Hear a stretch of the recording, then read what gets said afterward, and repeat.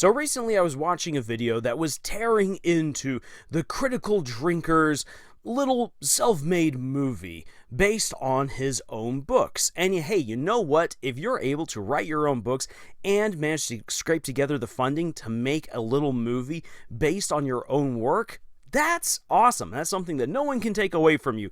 Good on you, critical drinker. However, there is a lot of fair criticism that was lobbed his way about, wait a second, didn't a lot of the stuff that happened here in this movie, wasn't it the same kind of stuff that you rip into Hollywood for? And what this leads me to are actually a lot of very big, inconvenient truths for many authors and creators out there. And one of the big ones that I need to lobby against so many other people out here on YouTube is this: it's hard for a critic to be a chef. And really, I feel like Ratatouille states it best. In many ways, the work of a critic is easy. We thrive on negative criticism, which is fun to write and to read. The world is often unkind to new talent, new creations. Not everyone can become a great artist, but a great artist can come from anywhere. Now, really, let's quickly talk about what this means in terms of being an author. So, an author, a good author, is like a chef. Someone who knows the ingredients in their kitchen, knows how to make various meals, and then begins to experiment. They have fun with. They create all different kinds of meals and dishes, some of which are amazing and wonderful, others which just crash and burn. And they learn from these experiences in order to create experiences for other people that will wow and thrill them. Meals that will absolutely satisfy and leave people wanting more in the future.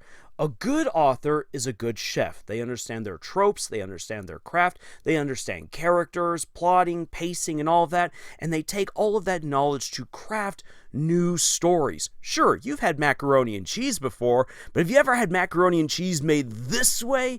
Or maybe better yet, here's a 5-course meal of all these amazing dishes that you thought wouldn't ever go well together, but indeed they do. This is what an author attempts to do. Now, if you just want to make straight up macaroni and cheese according to what the box says, you know what? People will be thrilled, they'll eat it, and they'll continue on their way. But the thing is this, is that there's so many people out there who just follow the recipe as is and never innovate, that they never actually become chefs. They're just simply cooks, regurgitating things as they go along.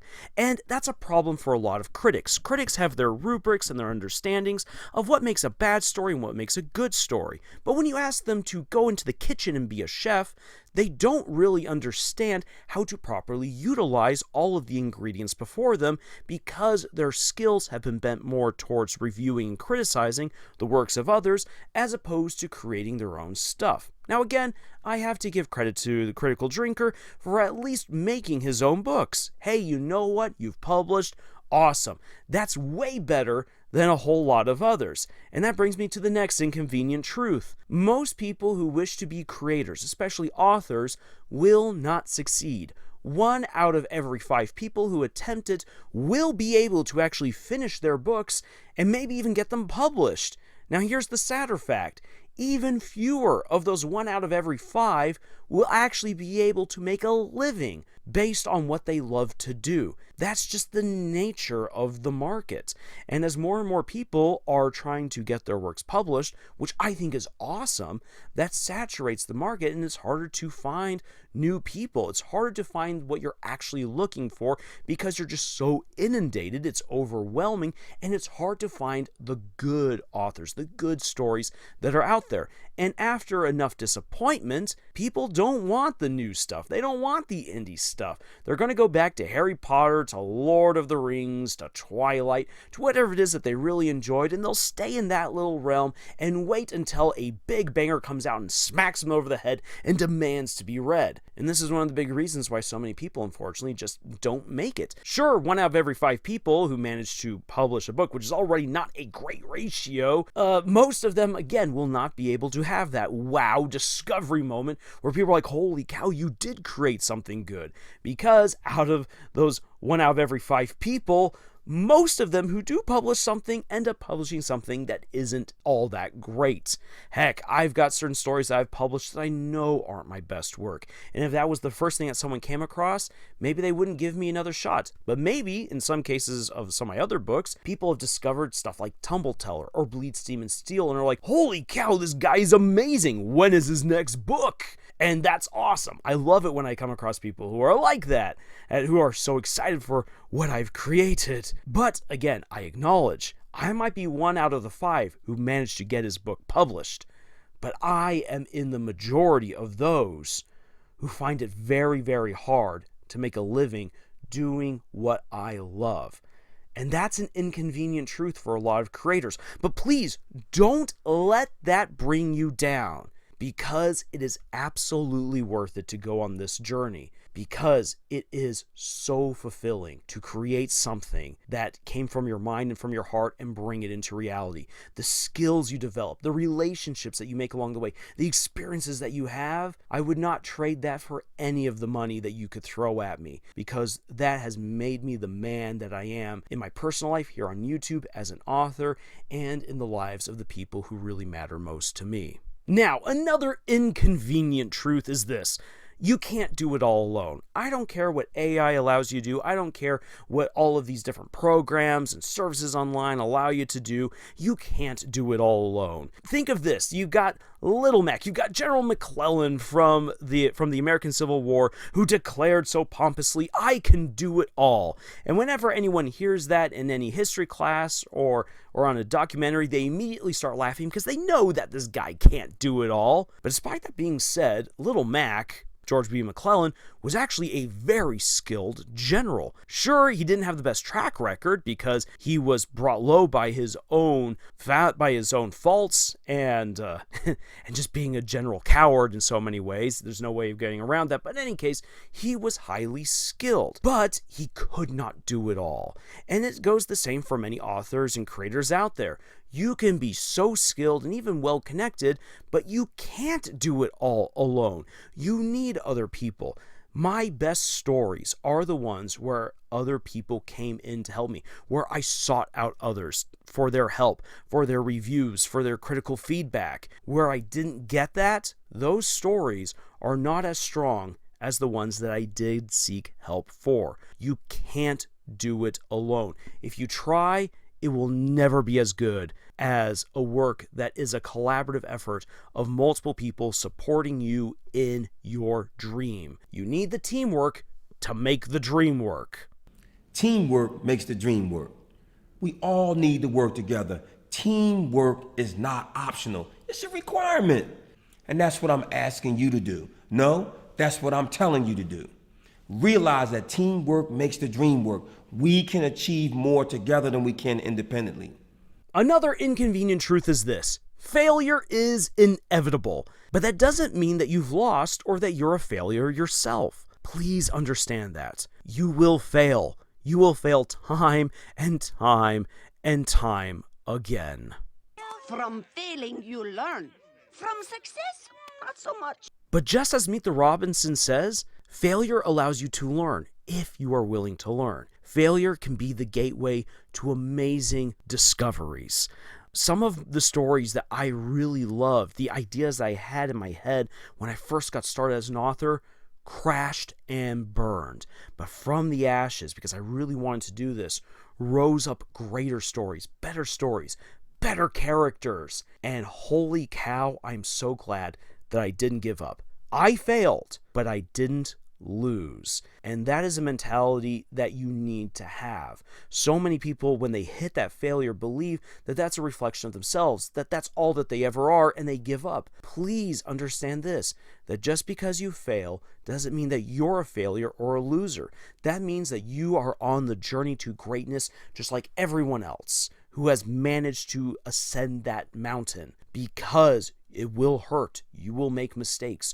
You will fail. You will do the wrong thing multiple times. It will take a while to learn those critical lessons that are necessary for you to succeed, to improve your craft, to be the author that you need to be. But if you don't give up, those failures become part of the bedrock to your success. because failure allows you to learn in a way that success never can. Failure is inevitable, failure is important, and just know that you are not a failure. And because I've brought up some of the ideas that I really enjoyed when I first got started out but then crashed and burned, here's another inconvenient truth for all you creators out there. Great ideas do not immediately make great stories. It is work. It is hard work. I recently tore into this as a bit of criticism for people saying, why is it so hard for them to make a new Blade movie? A Blade movie writes itself. You just have Blade up against 100 vampires and boom, there's your story. No, and I understand, yes, some people say that in terms of hyperbole, but there's enough people out there who take that as them being serious, and they think, oh, you know what, just have a guy or a girl kill more people and it'll be awesome. I even had one person say, dude, you're totally off the mark. Of course, if they had Galadriel from Rings of Power killing even more orcs, people would have absolutely loved it. Well, let me tell you this, random commenter. If you go back and rewatch The Rings of Power, Galadriel slays more orcs than nearly anyone across all of the Lord of the Rings properties. Yes, Galadriel is slaughtering her way through the story, and still people don't like her. Why is that? Because she is a horrible Mary Sue who breaks the story and just does not belong in any kind of good, positive way. She breaks all of the great concepts and ideas that the creators had because they are doing their absolute best to make an awful character be amazing. And it's just one of the many problems to the Rings of Power. And that's the thing, is that when you actually take a step back a little bit and look at the Rings of Power for what it actually is, there's a lot of really great ideas in the show. I know for the people who really hate it, and hey, I'm one of the people who really hate it, they think, no, there's nothing good, there's nothing redeemable about the show whatsoever. Take a step back, take a deep breath, and be honest with what you see. There are great ideas, but they're horribly executed. And that goes for so many stories out there, where there's a great idea that births this story that is then botched in the execution.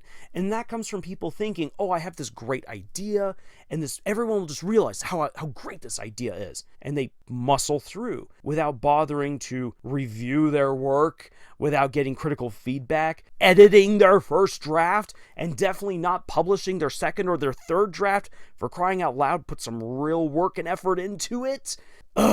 Great ideas happen all the time, but so few of those great ideas actually end up becoming great stories. A great idea does not a great story make. Great ideas become great stories when you go through the hard effort to make it happen. And that leads me to my final inconvenient truth for other authors, at least for this video. And that is this: there are no simple solutions to any of your problems. AI will not fix what broke your story. When I see people saying that AI is going to revolutionize everything, it can't. AI can take your turd and can polish it, but that's all it can do. True inspiration for what your story needs, what your characters need, come from human hearts and minds, and it should be coming from yours because it's your story. Tell your story. Please edit your story. Do not publish the first draft. Read your dialogue out loud. Focus on the pacing. Think about what your characters need to become the people that they need to be by the end of your story. Don't just leave plot threads dangling where you don't need them. Think about your world building and what might contradict itself and all of that. Holy cow, there's so much hard work that goes into making a great story. There are no simple solutions, and even the writing advice that I can give to people about what might make a better story, even then, that's not an easy fix. Because once you start fixing one thing of a story, you then realize the ripple effect it has, and that means you have to correct even more of your story. There are no simple solutions, but that shouldn't discourage you, because the effort that you put into your story truly does make it better. Please do not take any easy outs, and make your stories a true labor of love. So coming back to really what began this, a critique of the Critical Drinker and his stories, who, again, Critical Drinker has made a name for himself by being a critic of Hollywood and of other stories. And you know what? I like a lot of the insights that Critical Drinker has into what has made a story flounder or made it be great. And what critics have to say are usually honestly good things. You should take to heart what people have to say, both negatively and positively, about other stories. But understand this, is that a critic is not necessarily a good chef. A chef is someone who goes into the kitchen, who familiarizes themselves with all of the recipes, all of the ingredients, all the tools at hand, and puts in the work to get to know all these different dishes and meals, and then begins to innovate, experiment, will fail, but will also succeed. And let me just also say this. I think that a great chef is one who also tries to teach other people how to be great chefs themselves. And if you really go through that effort, that preserves all of your knowledge, your experiences, passes on to other people who will become amazing in their own right and maybe even surpass you. And have the humility to allow that to happen, because a great story should be allowed to flourish. And you know what? Again, I'm proud and happy for the Critical Drinker for being able to create his own stories, because again, remember, only 1 out of 5 people ever really make it. He's one of those. Congratulations!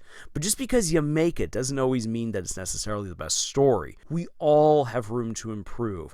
We can all become better. That is what it means to become a chef.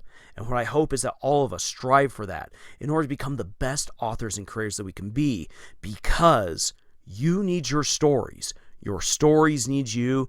And now more than ever in the history of our world, the world truly does need your stories.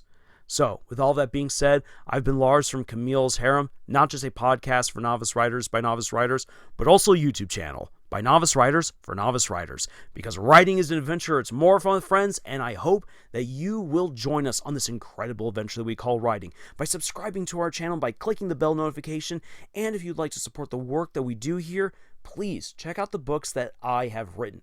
Both the good and the bad are in the description below. And if you want my recommendation for stories I think you might really enjoy, I suggest reading Storyteller, Notice Me, Send Pie, Bleed, Steam, and Steel, or The Monarch Mercenaries Autonomy. And if you'd like to see my take on the isekai genre / portal fantasy, then how about you check out my book, Knights of Halley Cruise, and its sequels, The Dark Rebellion and The Marauding Empire, Parts 1 and 2. Again, links for all of them are in the description below. But otherwise, thank you so much for joining us on this incredible adventure that we call writing, and until the next video, y'all, tschüss.